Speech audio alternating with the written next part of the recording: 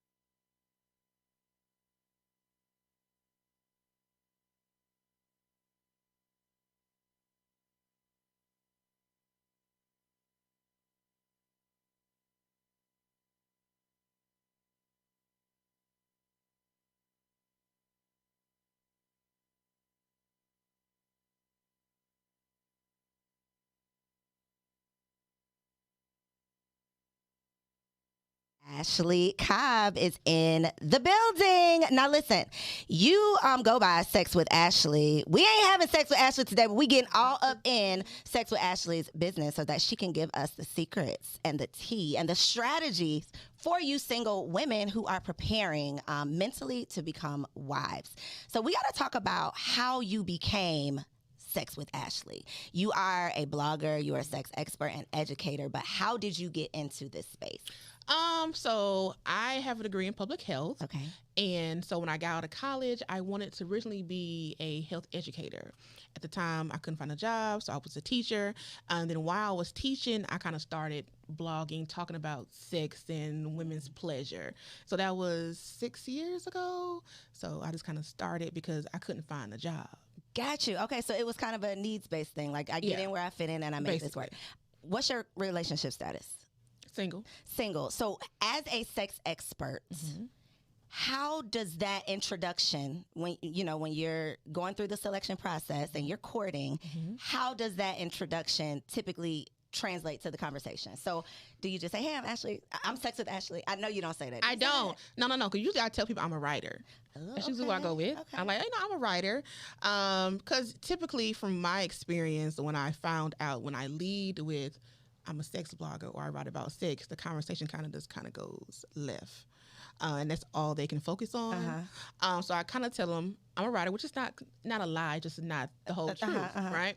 And then usually they kind of find out on their own, or I'll tell them after we've kind of got to, introduced to one another. Got you. So is there like a timeline that you have? Because this is actually part of what we're going to get into in having the conversation around sex. It's just for you, the conversation around sex is your introduction somewhat, because this literally is what you do. So do you have like a time where you're like, okay, first 2 dates, we're not going to talk about that. I'm just a writer. I'm vague with it. Or is it like a comfort level? Like if you make me feel comfortable on the first date, we can talk about it. So it just depends on the person. Okay. Typically by date 2, you kind of already know what I do and who I am, because I do need for you to feel comfortable. Okay. Because some men aren't comfortable and they, don't want the woman they're associated with to be a sex blogger. So I get that.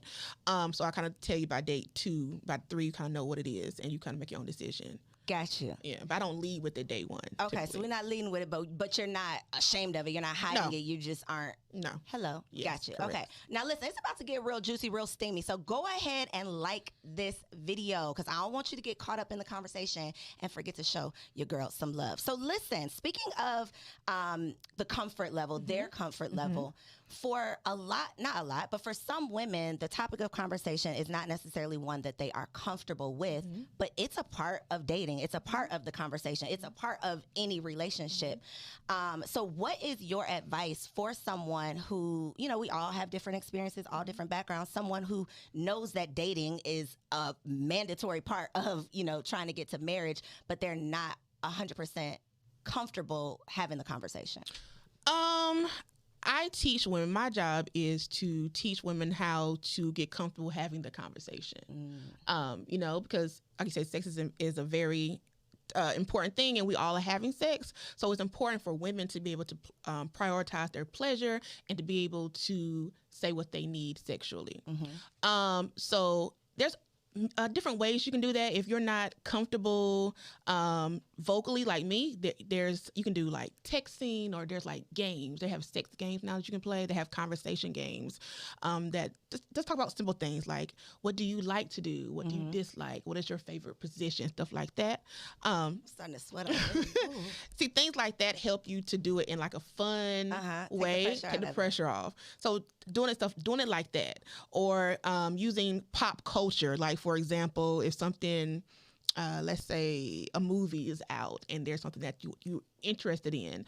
Oh, did you watch that show? What do you feel about that scene? And you kind of get an idea of how someone, how they're like sexually, stuff like that. So the thing that is, I'll say alarming for me, and why I felt like this was such a necessary conversation, is because sex culture is such a thing. Like, I have nieces who, what they've grown up, they're grown now, 18, 19, but what they grew up watching, totally different from what I grew up watching. I didn't grow up watching Maury. I was of age, as a high school, watching those things, right? Yeah. So being 5, 6, 7 years old, and that literally shaping your thoughts, shaping your conversation, shaping your experiences, I think that the pressures are very different these days. And I think a lot of times, like I said, some people just aren't comfortable having the conversation. So the conversations aren't happening, but the sex is still happening, which is why this conversation on this platform is so important, because the marriage statistics, we know what those are,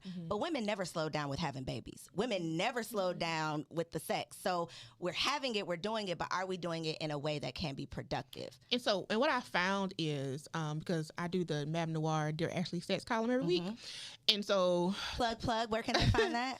Madamenoire. Gotcha. Every Wednesday it drops. You can type in Dear Ashley, it pops up. But anyway, so women and men sometimes, but mostly women, write in, right?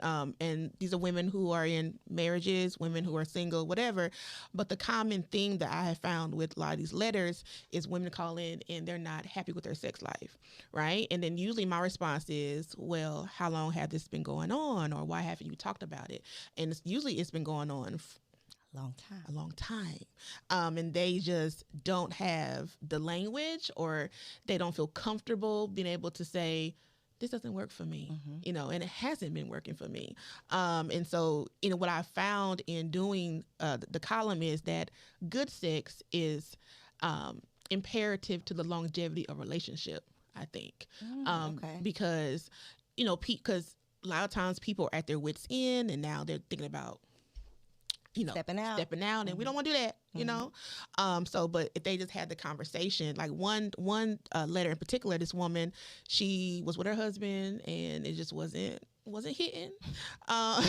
He did not understand the assignment. He did not understand the assignment, and it was like a several year thing. It's been going on for a while. And I was like, well, why didn't you talk to him? Because I had emailed her back before I had wrote the question. And she was like, well, I don't know what to say, but I'm cheating on him now. And the person who I'm cheating with does everything I want, right? And I was like, well, you need to tell your husband, what is he doing that you like? And then transfer that to your husband. Because sex is a thing that can be taught. People automatically assume that just because you either got it or you don't. Yeah, that's not true. It's something that you can learn and you can be taught. So I think if you don't have the conversation, they can't improve if they don't know what needs to be improved upon. So let me ask you this. You say, good sex is a necessary component of a healthy relationship, of a lasting relationship. Yes. Sex too soon.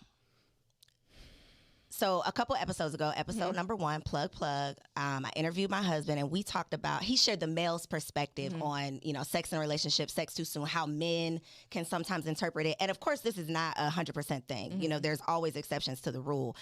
But my personal opinion is, sex before you're comfortable can ruin a relationship. Yes. Not because we've seen people who met the first night, had one night stand, they've been married 25 years, it worked out. But if you're not comfortable, there's a whole lot of other things that can come along with that, regardless of the relationship status. So what is your opinion on sex too soon? Is there a definition? What does that mean? You got a little Steve Harvey up in there, 90-day rule. No. I don't believe You're not subscribing to that? I don't believe in 90-day rules. I believe like you believe. Okay. You shouldn't have sex before you feel comfortable. So if that's day 1, if that's day 100, whatever day that is. I also believe that a man who genuinely likes you is going to like you if they have sex with you day 1 or day 100. If they're just there for sex, it's going to be the same if you do it day 1 or day 100. That's just my general philosophy. I think a lot of women, we don't really do things that we want to do because we are afraid of how other people will view us. And you should care a little bit, but you should also do what you want to do.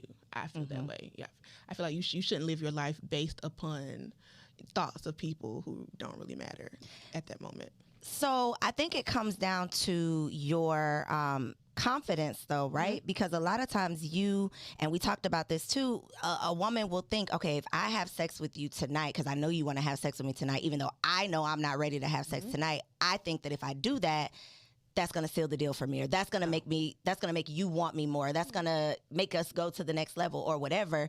But now I have basically compromised myself. And then tomorrow I might not ever hear from you again. And I'm mad because I didn't want to do it anyway. Right. And I think it comes from with the lack of self-worth and then the confidence. Right. The self-worth and understanding that you can choose to say no and they could do what they want to with that no. But you doing something that you're not comfortable with is not going to get you anywhere. No, sex is not going to make anyone love you, not going to make them want to be with you. So you have to do it because you want to. If he doesn't call me back tomorrow, I'm fine with that. I did it because in this moment, this is what I wanted to do and be fine with that. You have to be okay in your decision. And if you're not okay, then don't do it. I see a lot of women who do things and hoping to get hoping to get like not a response, but hoping to get some type of reward for it. Like, I'm going to do this in hopes that he will do that. X, Y, Z. Yeah, this for that. And you do this and they ain't doing that.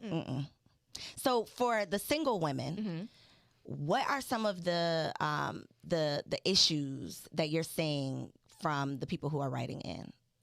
I know the married women, they like, sis, I don't know how to tell them, but what are the single women going through? The interesting thing is that women across the board have the same issue. We don't know how to communicate what we want.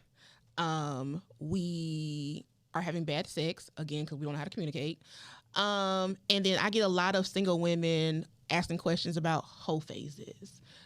Should I have a hoephase or what? There are women that write in and say, hello, Miss Lady, should I have a hoephase? There are. And usually it's women who either are newly divorced. Oh, okay, gotcha. Okay, I'm like, make it make sense. I don't get it. Newly divorced, or women who were heavily religious. So they feel like they need to go through this. So they need to experience this. So they missed out on all the things that a lot of people do in their 20s and their 19s. So now they're like 30 and 40 and they're trying to figure themselves out. So I get questions about hoephases. What's your advice, Ms. Ashley? What you tell them? Going out there? I think that take it for a ride. I do. I bend think the block. No, sis, do not bend the block. I think that every woman should have a hoephase. Now, hoephases look different for everybody. It's a spectrum. It's a spectrum. A hoephase does not mean just go and bust it wide open for anybody. Clarify for the people. Look in that camera. Where she needs to look in this camera. A hoephase does not mean just go and bust it wide open for any and everybody. That's not what it means. Hoephases are learning phases, right? Okay. I think there are times when you learn about what you like,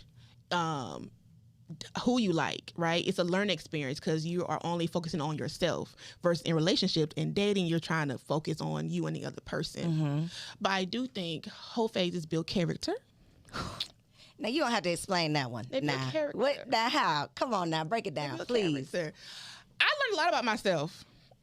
Tell the people. In my, I think I have an ongoing forever hoephase. It's continuous. It's continuous. Gotcha, okay. I'm 37 and single, so why not? But I learned a lot about myself in terms of what I will not allow, just in relationships and in the bedroom, right? These are my non-negotiable. These are my sexual non-negotiables. You have to be able to do X, Y, and Z. This what works for me. So if you are not able to do this, this is not going to work. I know how to get me off. This is how to do that. So I need for you to be able to be on board with that. And if you're not, that's fine. Have a good day. Go on about your life. Yeah. Did you have that confidence pre-sex with Ashley? No. So pre-sex with Ashley, I was 30, 29. And technically, when I started sex with Ashley, I was on my own journey to kind of figure out what I wanted. Because in my 20s, even though people say, and in my 20s, I had a hoe phase, but it wasn't like I was just doing things because that's what people wanted to do. The men who I was with wanted to do versus me in my 30s doing things based on because this is what I want to do. So in my 30s, I was more on like a self-discovery type thing. So 28-year-old, 10-year-old Ashley, 10 years ago, Ashley would not have been this confident. You know, I would not have had the voice to be able to be like, this is what I need. If you can't do those things, although I like you, this is not going to work. Yeah, I don't think, no. Maybe to my husband, but to that's gutsy. Like that's like right because like okay, so if and not to my husband because you good, baby. You good, baby. Clarify. Clarify that. But if I am dating to marriage, right? That means when I get married, if you're monogamous, this is the only sex I'm going to have to death, if that's how you believe in marriage, right? That's a long time, right? So I need to make sure that if this is the only person I'm supposed to fulfill my sexual needs, you know, I need to make sure that this is going to work, right? But how much of it is just being, I don't want to say equally yoked because I feel like when you say equally yoked, you automatically think religion, and we're totally talking about sex. But that's all I can think of is equally yoked. Does it really just come down to that? Because my sexual desires at 36 are probably going to be different than they will be at 46. Correct. So it doesn't necessarily matter that he's willing to do what I want him to do today. It really matters that he cares about pleasing me. Correct. That he values, that. Correct. So is it really just going through the dating or selection process, knowing that you value a partner who values you, not necessarily, because I didn't have to have sex with him to know the type of man that he was. Correct. You know what I'm saying? Correct. I think that some of those values, it's not just the physical act of sex, it's, like you said, it's learned. So if you have a man that cares about you, he's going to figure that thing out. It's not just going to be, well, this is how I show up, take it or leave it. So I think the foundation of it is having the partner that values, puts your needs correct, not first, but values your needs, and and that's important. And not just looking for good sex, right? And that's important, especially with women. Because heterosexual women are the least group who have orgasms. Gay women have more orgasms than us. Gay men have more orgasms than us, and we are. You almost said ass-gasm. I was gonna say, is that a thing? It is. What kind of slip was that? That must be a real word. Okay. But we are dead last, right? We're dead last. And that's because in a lot of cases, men either don't know how to please us because we're not vocal, or they're not that interested. Because it's easier for men to, have orgasms than this for us because their sexual response cycle is different than ours. So we need a little more, prepping up, a little warming up. So it takes more effort and time. So that way you have to have someone who is really interested in you and wanting to please you. That's important because if they're not, you're going to have a case of a lot of people who, write me, we have sex, but I don't have orgasm. And I ain't had an orgasm in 10 years. Like, sis, 10 years. 10 years. There's a lot of women who haven't had orgasms and don't know, have not. But I know it's the whole thing. We ain't even going to go into that. Safe hoephase, though. How do you do it safely? Because we're bombarded with the statistics, all the things. We know people are out in these streets not protecting themselves. How do I, because in my opinion, as a single woman, how I always looked at it, I always knew that just because this man that I'm dating, just because I'm not having sex with him doesn't mean he's not having sex. Correct. Right? So I understand that. But I also felt like, and this was probably unrealistic, but I felt like once I am having sex with you, you owe me protection. That's how I felt. Not that we're monogamous unless we've had that conversation, but you owe me to be safe in whatever it is that you're doing. That is not, that's like a unspoken rule that people don't even follow. You know, that's not even a thing. So how do you learn yourself and have this character building hoephase without risking it all? So I'm a big advocate of women carrying condoms. Okay. Right? I have buku condoms at my house. You know, I don't do anything without condoms.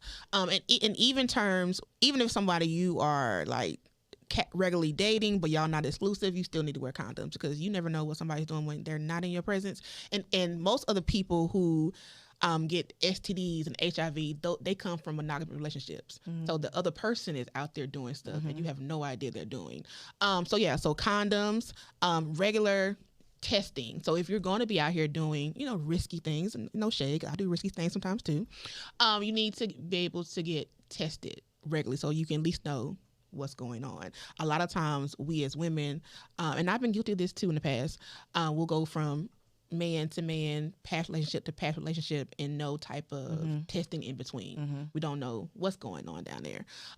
So that condoms, testing, and conversations. Just as, you know, sometimes, you know, people will lie, but a lot of times people are truthful. If you say, you know, what's going on? Are you dating other people? And then I always go with something like you do. You know, I always assume that men are sleeping with other people. You having sex with somebody. Like, and ladies, you could be 90-day rule if you want to. He gonna wait 90 days to sleep with you. But not have sex in general. Out here in these streets. But speaking of the communication and do you recommend that women keep this hoephase a secret? Because that's a whole conversation. Like, I personally feel like I don't think that I've met a grown man while I was dating that asked me like how many partners you've had. But I think that that's a conversation that we talk about. Like, do you share that information? Do you ask that question? What's your advice on like full disclosure? I've never been asked that question. No, I'm lying. I haven't asked that question as a grown up, probably in the last couple of years actually. I didn't answer because this is my view on it. Who I was with before you shouldn't matter, as long as we get tested, I'm clean or whatever, you know, whatever it is, and you or whatever, who you with before me doesn't matter. As long as it's not my sister, my best friend. I know. I can point out. Yeah, I don't particularly care. So I don't really answer those questions because I feel like, why you want to know that? Because you might get your feelings hurt. So don't ask questions you don't want to know the answer to. So, is there a potential scenario where your feelings would get hurt? Like, is there anything that you care about that he could have done, or does it just matter like who he did it with? Not really, because I don't really ask questions that I know I don't want to know the answer to.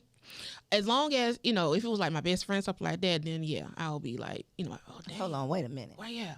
But other than that, no, I just let people be grown and leave your past in the past. Okay. Yeah. So being grown, you said you don't subscribe to like the Steve Harvey rules, the 90-day. What is your, and I don't want to say rules as in like these are your restrictions, but what are your Sex with Ashley's rules of engagement when it comes to dating? What's like a guideline? And you have a little sister. Let's say you have a little sister. She's like, yo, I'm ready to get out here in these streets. What is your advice? Like, what is your parameters that you give her to operate safely? Oh, dating. See, you know, it depends. It depends. Because people, my male friends say that they say I'm a male basher and I'm a gold digger and all these things. Not a male bashing gold digger. Let's talk about it. That's what they say. You know, because I even though I'm not traditional, technically, I still have traditional things I like. Okay. Right? I like for you go on a date and it's not Dutch. You know, I like for the man to pay. I don't mind paying, but you know, not you know, after the first maybe 3 or 4 dates. You know, but the first ones I want you to pay. I like going out and not in this day and age, a man picking you up. I don't know about that. But I like the man to be a man. Yeah. Okay. A man. Say that. Yeah. That's a thing. Yeah, I like them to be a man and whatever that. Now these new age men. It's getting real gray out here. Real gray. Used to be black and white. It's real gray in these streets. It is real. I went on a date recently in Atlanta. because I moved to Atlanta in August. Okay, well, welcome. Where'd you move from? North Carolina. Wow. Charlotte? No, Fayetteville. Oh, military. Yeah. Okay. So, so I went on a date here in Atlanta, and one of the dudes, he wanted to meet me at Best Buy, right? He wanted to meet me at Best Buy, I guess because he wanted to, like, size me up before he took me out.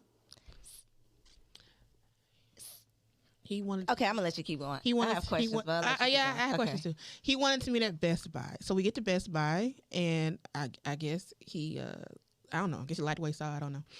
So then we went around the corner to some restaurant. I want to say it was like Red Lobster, someplace like that. But he said when he got there, he's like, I already ate before I came. So, sir, why are we here? Why are we here? Why are we here, sir? So, okay, I'm hungry, so I'm eating. Okay, so I ordered my food. He got a beer. And then take the camera off my face, producers, please. I can't take this. And then I paid. Girl. And then you're going to have to unplug my mic too. We left. Sis. And I ain't never see him no more because I was like, I bet you didn't never see him no more. Not ever again. So, stuff like that, it just don't work for me. Dating in Atlanta has been very interesting, actually. Oh, it's so many red flags. It's so many red flags in there. Okay, I just have to know. Okay, go ahead. Where did you meet this person? Oh, we met on an online app. Okay. Yeah. What was the conversation that went from the online app to Best Buy? Like, how did he get you to the Best Buy? That's a good question. Okay, so when I first got here to Atlanta, I was just kind of going on 51st dates, kind of like an experiment type thing. So we matched. He said something, I don't remember, it's been a while, and whatever he said, it caught my attention. I was like, okay, cool. He's like, do you want to meet up one day? I'm like, sure. He's like, okay, well, meet me on Wednesday. Cool. Wednesday got there, he was like, well, meet me here in the Best Buy parking lot. And then it was the Best Buy store. I assumed, because I'm new at this point, this was like in October, this was last year. I assumed that maybe it was like a restaurant in the plaza of Best Buy. I didn't think it was just the Best Buy. It was the Best Buy. Yeah. Mm-hmm. So this is a teachable moment. Mm-hmm. You learn your lesson because you're never going to talk to this man again. Yeah, you know. Anybody listening, tuned in here, when you pull up and you realize that it's not the Best Buy parking lot, it is the actual Best Buy, put it back in drive, skirt, and take it on around the corner. No, ma'am, Pam. I'm not coming in this Best Buy, sir. This is not a date. It's not the Best Buy. There are great men in Atlanta, though. So don't let that... Atlanta men get a bad rap. They do. Don't let that discourage you. Okay. Have you met some good ones since then? Define good. You have not. Okay. But this is the thing, though, Sex with Ashley. Okay. The selection process. You should have ate by yourself on that day. That man did not even deserve your time. And he didn't. He did not. He did not. He disrespected you when he said he ate before he got there. Yeah, and I was like, well, why are we here? Why am I here? Why are we sitting there? Did you just buy a TV? What are we doing at the Best Buy? That happened in Atlanta. That happened in Atlanta. Ladies, don't let that discourage y'all, okay? At the first sign of a flag, leave. You leave. You hit the dough. But when it comes to the sex with Ashley got the tea every Wednesday, Madamenoire.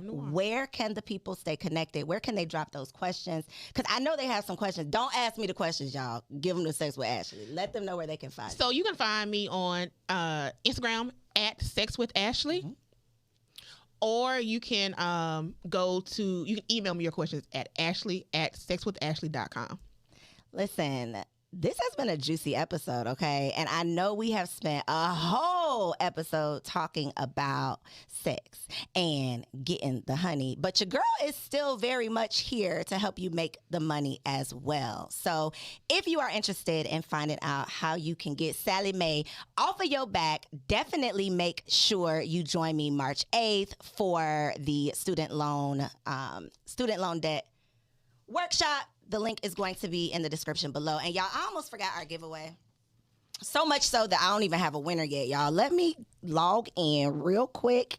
And I am going to, right now live, select a winner for the... Y'all gonna pick one for me? Yeah. Okay, yeah, you gotta pick somebody that's here because I told them they had to be here to to tune in. So we're coming to the chat right now.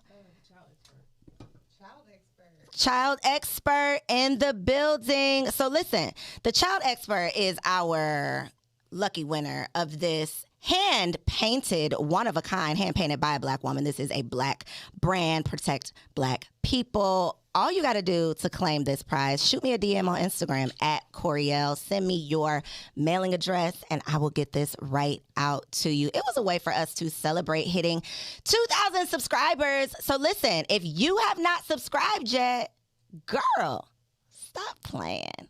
Peace out, y'all. See you next week.